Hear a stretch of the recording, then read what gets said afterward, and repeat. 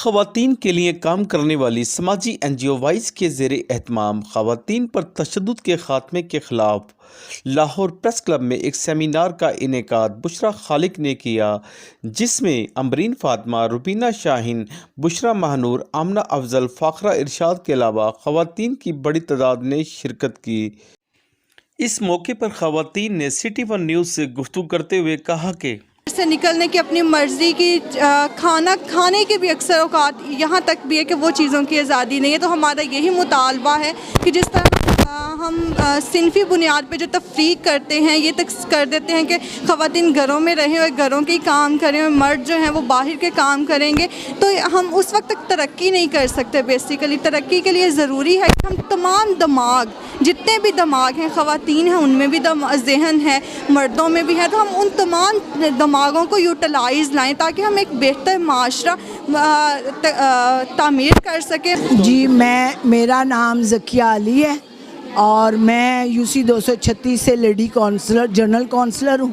اور میں نادرا کی کوارڈینیٹر ہوں، اور میں 10 سال سے وائس والوں کے ساتھ کام کر رہی ہوں۔ ہمارا احتجاج کا مطلب یہ ہے کہ جو بچیوں کے ساتھ ریپ ہوتا ہے ان کو انصاف نہیں ملتا۔ اس وقت میرے پاس تقریباً 4 کیس ہیں پولیس لائن میں جو ابھی تک میرے سوائلٹ نہیں ہو رہے۔ اس کے بعد میرے پاس تشدد والے کیس ہیں جن میں بچے چھین لیے اور ان کو گھروں میں سے نکال دیا گیا ہے، اور میں نے تقریباً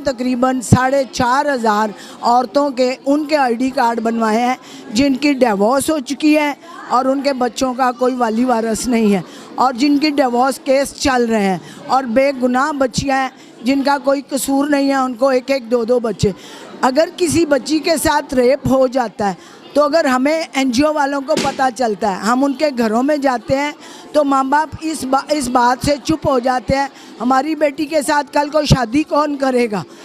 اور آپ نہیں ہمیں پولیس تھانے تک نہ لے جائیں۔ اور اگر ہم لوگ ان کو انسسٹ کرتے ہیں، میں ان کی خود کفالت کرتی ہوں، میں ان کی وارث بنتی ہوں، اور میں وارث بن کے اگر میں فیملی ممبر بن کے میں ان کو تھانے میں لے کے جاتی ہوں تو پولیس والے میرے ساتھ انتہا سے زیادہ مس بیہیو کرتے ہیں، اور بہت سے ایسے ڈاکومنٹیشن کی وہ ڈیمانڈ کرتے ہیں جو لانے ناممکن ہو جاتے ہیں۔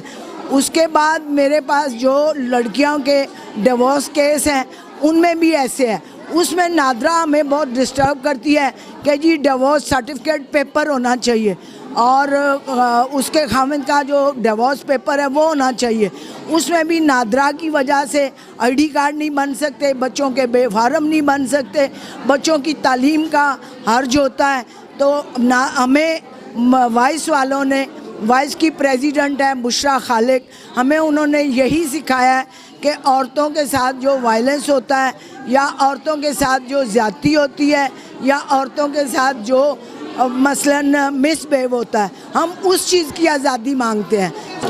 دیکھیے، وائز عورتوں کی سماجی تنظیم ہے اور ہمارا یہ ماننا ہے کہ عورتیں برابر کی انسان ہیں، وہ پاکستان کی برابر کی شہری ہیں، تو ان کے خلاف ہونے والے تشدد کے اندر جو یہ واقعات میں تیزی اور اضافہ ہر سال بڑھتے ہیں، ہم اس کا تجزیہ کریں تو ہم یہ بھی مانتے ہیں کہ ہماری حکومتوں نے اور پارلیمنٹس نے عورتوں سے متعلقہ اچھے قوانین بھی پاس کیے، مگر افسوس کی بات یہ کہ قوانین کے یا تو مؤثر نفاذ میں کچھ کمی ہے جس کی وجہ سے تشدد کا سلسلہ رکا نہیں ہے۔ تشدد نہ صرف جسمانی، نفسیاتی، جنسی یا معاشی استحصال جو ہے، یہ سب تشدد کی شکلیں ہیں، اور ہمارے مختلف طبقات کی عورتیں، محنت کش طبقات کی عورتیں اور کمزور افراد اس کو برداشت کرنے پہ مجبور ہیں۔ ہم یہ سمجھتے ہیں کہ ہماری ریاست جو ہے وہ شہریوں کو مکمل تحفظ فراہم کرنے کی ذمہ دار بھی ہے، تو ایسے قوانین کا مؤثر نفاذ ہونا چاہیے تاکہ نہ صرف وہ جو جرم کر رہا ہے اس کو سزائیں بھی ملیں،